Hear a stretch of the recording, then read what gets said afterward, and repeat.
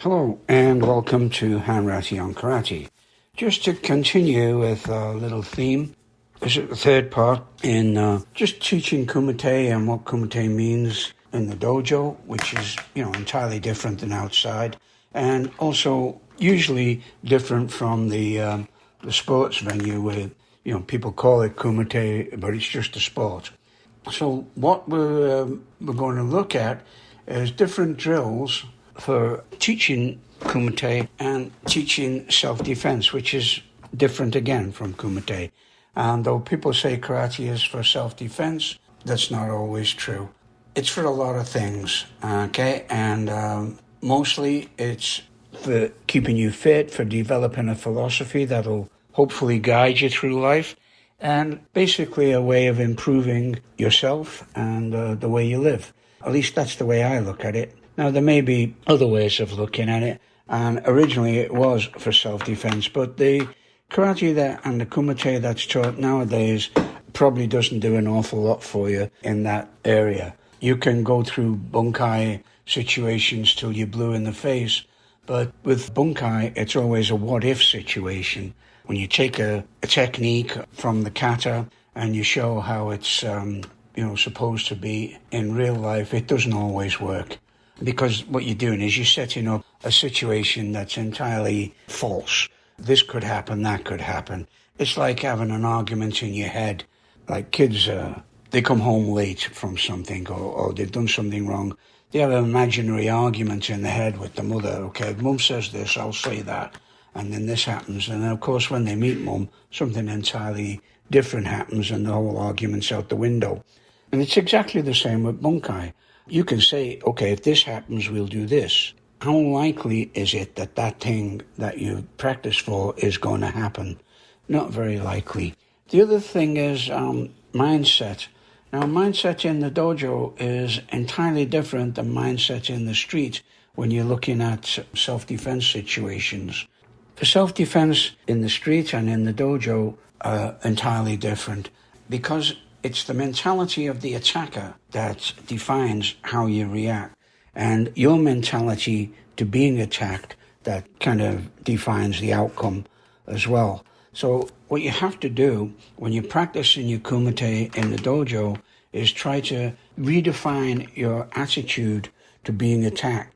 In the dojo, of course, during kumite, we always know what's coming. We start off with the attacker, very basic kumite, as we discussed in earlier podcast, is attack is set up. The attacker will probably announce his target and the technique he's going to use, and then you defend it with a basic block and counterpunch. There's a lot of things that might work and might not work with that kind of situation. First of all, you know it's coming, so you can prepare for it. If it's a question of self-defense, you're probably not going to be aware that it's coming, particularly if it's a non-consensual confrontation. There are signs you can look for sure, but an unprovoked attack right out of the blue is going to take you by surprise, whatever you do.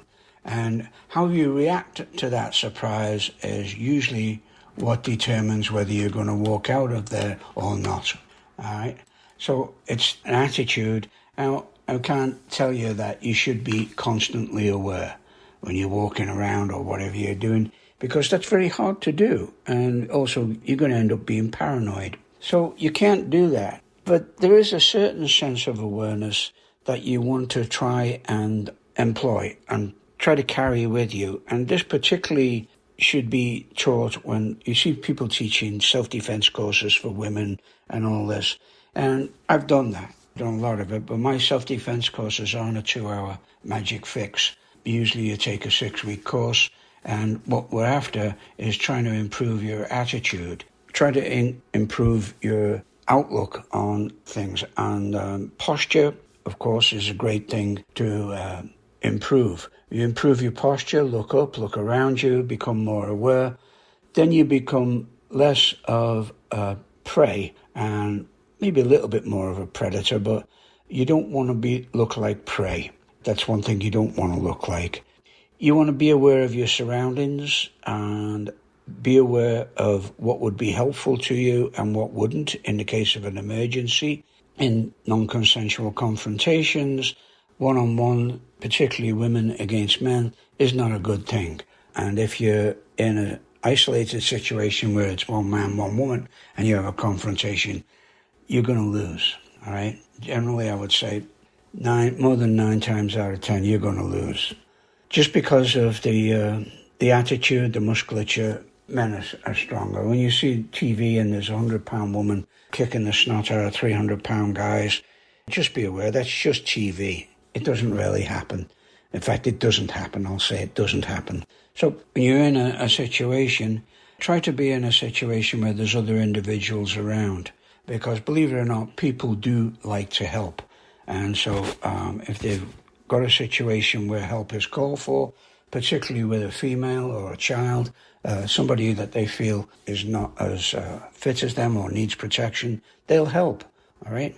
And the greatest weapon that you have in a situation like that is your voice, okay? Use your voice as loud as you can. Draw attention to yourself. Don't get caught in a one-on-one situation in an isolated location. That's not going to do you any good. Never go with somebody to an isolated location. Never get in a car with somebody you think is a little dodgy, okay? But that's the self-defense side of it, which a lot of people maintain that karate is only for self-defense. As I said, I think it's more about the philosophy, and the philosophy usually determines your attitude to life. How you live is based on your own philosophy and what life gives you. And karate can give you an awful lot.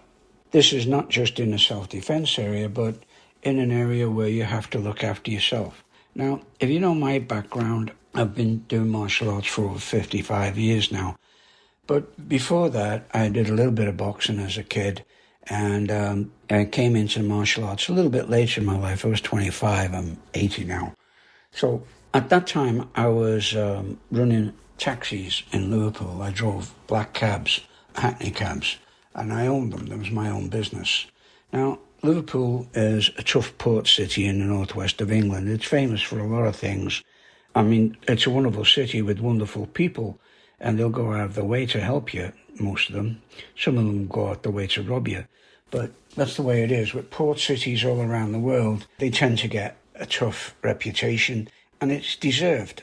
All right, there's a lot of tough lads around, and a lot of them look on other people as basically a means of finance. They look for victims, and it's tough like that. We didn't really have anybody to stop bullying in school, and so the people, you got tough or you got lost, basically. And everybody started to develop this attitude. And I was one of the kids that learned to read very early on in my life. In fact, I can't ever remember not being able to read. I took every chance I get to read books. One of the most interesting books I read, it was published in the 60s, so I'd probably finished school by then, is Desmond Morris's The Naked Ape. He goes through this book and talks about the similarities between humans, and basically we're just another kind of ape. The similarities with behavior, like if you met a tribe in the jungle, and I seen Richard Attenborough do this on one of his famous shows years and years ago when he used to go around meeting these jungle tribes in Papua New Guinea who'd never had any contact with civilization. They weren't all immediately hostile. They didn't just try to kill people right away. So when they met this tribe, and one particular episode I remember is nobody spoke the same language. Basically, when you're a tribe that hasn't been touched by civilization, you're going to develop your own language, your own culture, habits, society. But there's some things that are universally accepted throughout because they're just ways of people recognizing each other. So one of the things I noticed in this particular episode, Richard Attenborough went in, they held their hands out. Okay, look, I've got nothing in my hands kind of deal. And when you look at civilization as a whole, somebody putting their hands out, showing that they've got no weapon, it's a way of greeting. They say hello, where you wave your hand or shake hands, make sure you've got nothing in them. The other thing, though, that I noticed was facial expressions. Facial expressions, if you smile, generally people will smile. If you raise your eyebrow, kind of look quizzical, they may raise their eyebrow and look quizzical, or they can show you what you're sort of asking a question about without using language. So a lot of these little idiosyncrasies and gestures are universal, all right? If you're looking at somebody angry, you don't need to speak their language to know that there's probably something going on and they don't like you. So you learn to read body language is very important. I found this out years ago. You can get somebody getting in the cab, and almost by the attitude they get in the back of the cab, you kind of know what kind of person you got to deal with. If it's just an ordinary guy trying to get home, or he's had a bad night or whatever, you can usually suss it without even speaking to them. And it's the same when it comes from a confrontation. Now, what Desmond Morris said was, most people have to climb a psychological ladder to get to the point where physical confrontation ensues, if you like. There's stages that you're going to go to. And if you look at apes, they push their chest out, or they'll beat the chest in gorillas. Arms go back, chest goes forward, and they try to make themselves as big as possible. Now, this is just part of your ape-like language, if you like, that's built into your lizard brain. It's instinctive. It's the same if you're meek-mannered, mild, you probably put your head down and cower. When animals fight, unless it's prey and predator, they don't usually kill each other. The defeated will go away, just acknowledge and give up. But it doesn't work in human confrontations. Some people just go the whole hog, and they can end up badly hurting you or killing you. So you watch the psychological ladder. Now, usually the first step on a psychological ladder is an attitude and a swagger in the walk as they approach. So you've all done this. You've seen something happening on the street. You've been on the same side and you're going, screw this. And you walk over and walk on the other side of the street because it looks like trouble, right? I mean, everybody I know has done that. Or if you can't walk on the other side, if you can't avoid it, you just tend to mind your own business, make minimal eye contact, and you don't stare at them. That's kind of a challenge, okay? But minimal eye contact, let them know that you've seen them, and, you're not going to put up with it. And usually they'll go down. The times that they don't is usually when they're not alone. A person on his own who's looking rowdy and all the rest of it will usually just back down when he sees a challenge in front of him. Where it gets a little crazy, and I noticed there, I got 4 guys in a cab, and they're all mouthing off, and they're noisy as hell. I drop one off, goes a little quieter, but they're still mouthing off. Drop another one off, a couple of guys, they're mouthing off as much. By the time I've only got one left in the cab and I'm dropping him off, he's quiet as a mouse. And he's like, okay, pal, can you turn here, and thanks very much. That's the way it is. They need to, bullies need backup.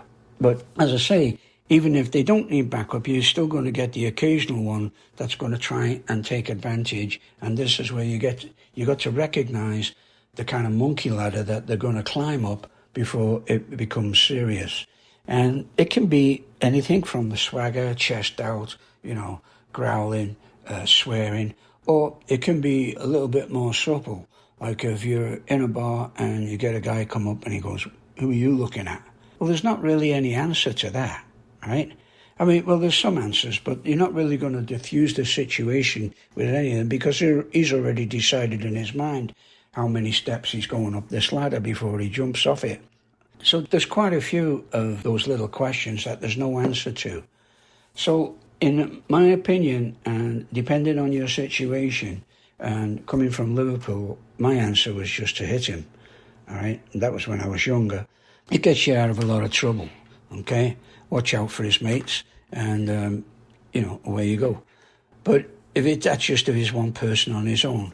And if he isn't, you can just say, "I wasn't looking at anything, pal," or "I was just admiring your shirt," or whatever, and try to get out of it that way. But that's one of the first steps. Now, if he doesn't get satisfied with that, he'll take another step. That's when you're going to get the chest pushing, arms akimbo, and all this. And he starts going up the ladder. Now, my theory on self-defense is always attack the intention. And it's the same theory on Kumite when you're in the ring or when you're in the dojo. Attack the intention, all right? Now, you can't really utilize that when you're doing basic Kumite in the dojo because the guy's going to tell you what his intention is, Jodan Suki, Chudan, or Maigeri. So you're just going to try to use your basics to counter and block. But when you're doing Kumite, you have to kind of be a lot more subtle when you're doing free Kumite, freestyle sparring, or if you're doing a lineup where the guy's not going to tell you what he's going to attack with. And you have to try to read the body language and the signs. Now, some people are very, very good at it, and some people are so fast that it doesn't matter if you read it anyway, he's still going to catch you. I've been in lineups with Frank Brennan, Bob Point, and Terry O'Neill, and those guys will just catch you anyway because they're so damn fast and they're smooth and they've got the techniques down pat. All right, so you can have your block in mind, you can have whatever your response in mind, like, I'll attack first, I'll go in at him, but you're still going to get caught. That's just the way it is, okay?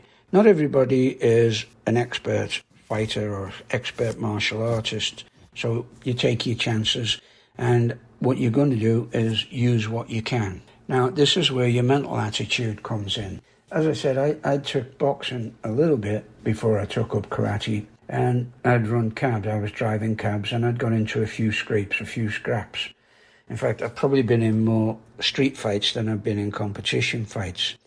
And it's not so much the techniques. I'll say this for karate. It didn't improve my street fighting skills, but it did give me a lot more options and a lot more weapons than I had thought to use prior to taking up karate. And it also gave me increased reaction time.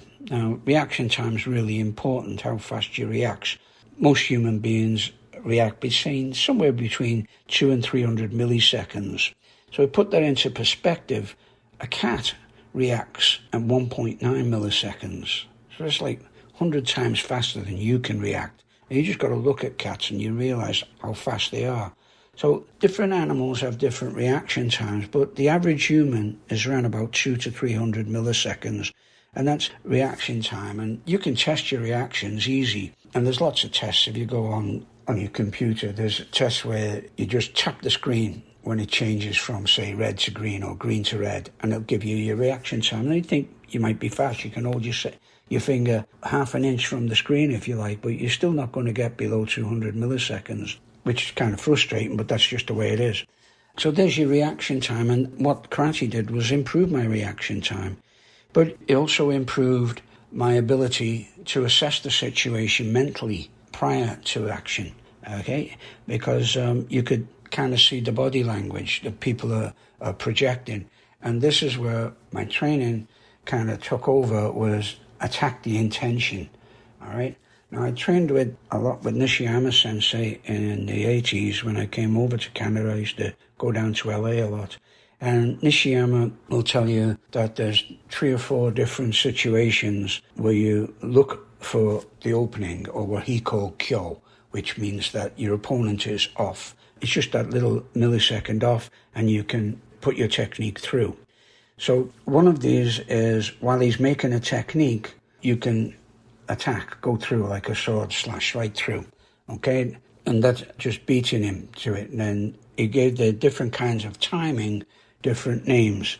So when you observe this kyo, then you act on it. So if you receive with a block and then punch, of course, this is taino-sen, which is receive and then counter. So you have to recognize that there's an attack coming, block the attack, and then counter immediately before his next attack.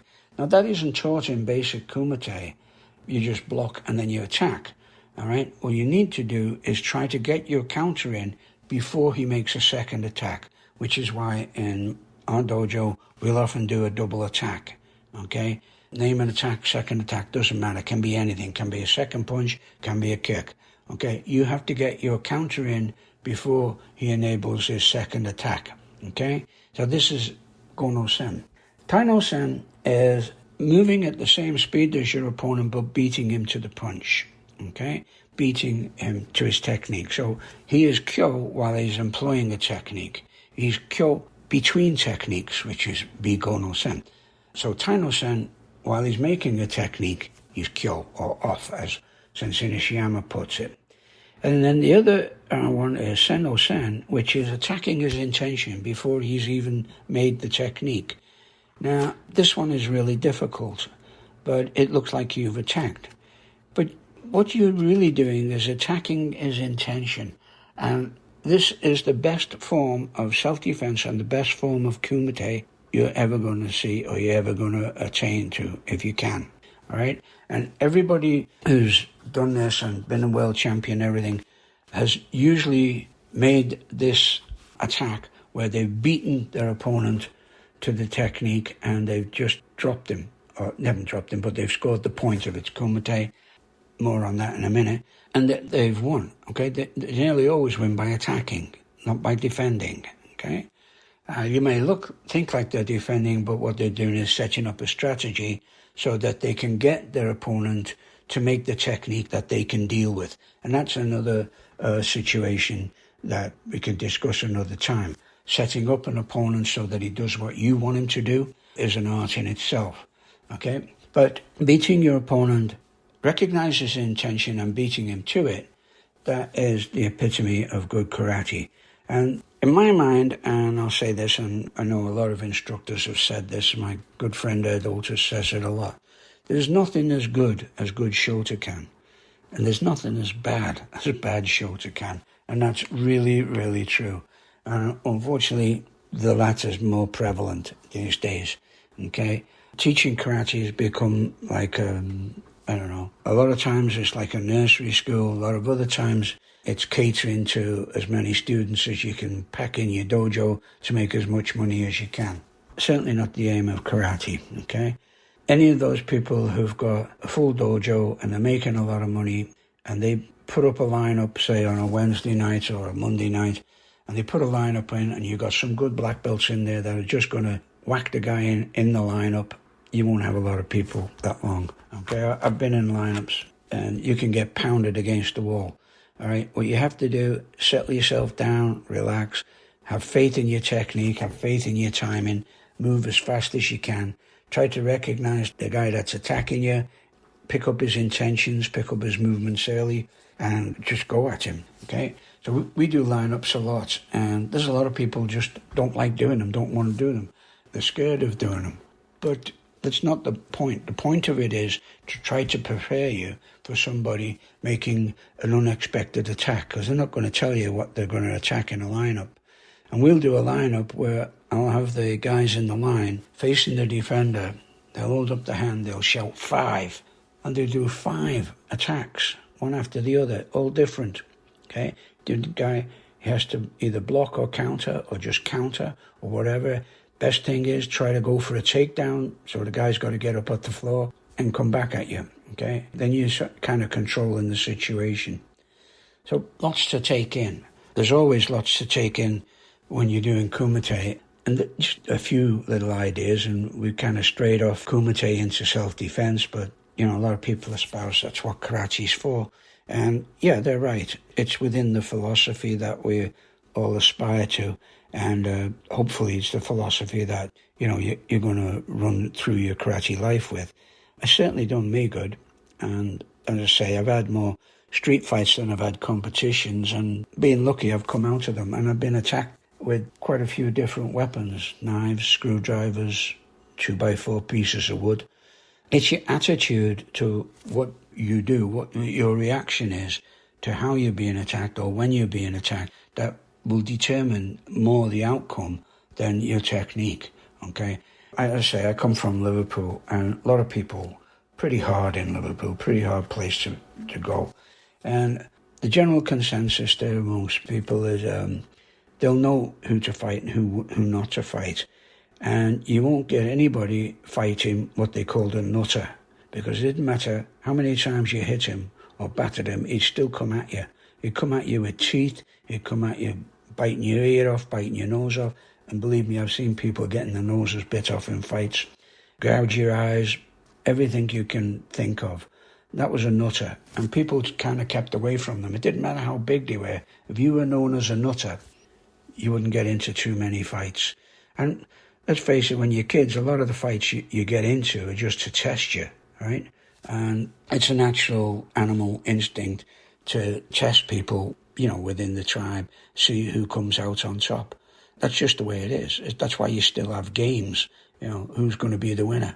That's why you have boxing, that's why you have running, all games, competition to see who comes out best. And if you've got limited resources, then your competition's going to be fighting the kid next door or fighting the kids on the block or kids from another school. That's just the way it is. But karate will teach you to get past that. You don't have to test yourself. You got faith in yourself. You know what you can do. You know what you're capable of. Don't doubt yourself. One of the things karate will do is teach you self-confidence. Doesn't matter how old you are. You always got confidence in yourself. And hopefully you can pass that on to others. If you appear self-confident, then other people will recognize this and go, it's not worth the bother, right? Anyway, we'll maybe do another session on Kumite, different methods of training, different scenarios, and what we can do with it and how we can benefit from it. But if you're interested, have a look for that book by Desmond Morris. It's called The Naked Ape. I mean, there's lots of other books, psychology books, on reading body language and stuff like that. I think they're all worthwhile, but that one just struck me because it's one of the first I read way back in the 60s when I was a youngster, and it stayed with me.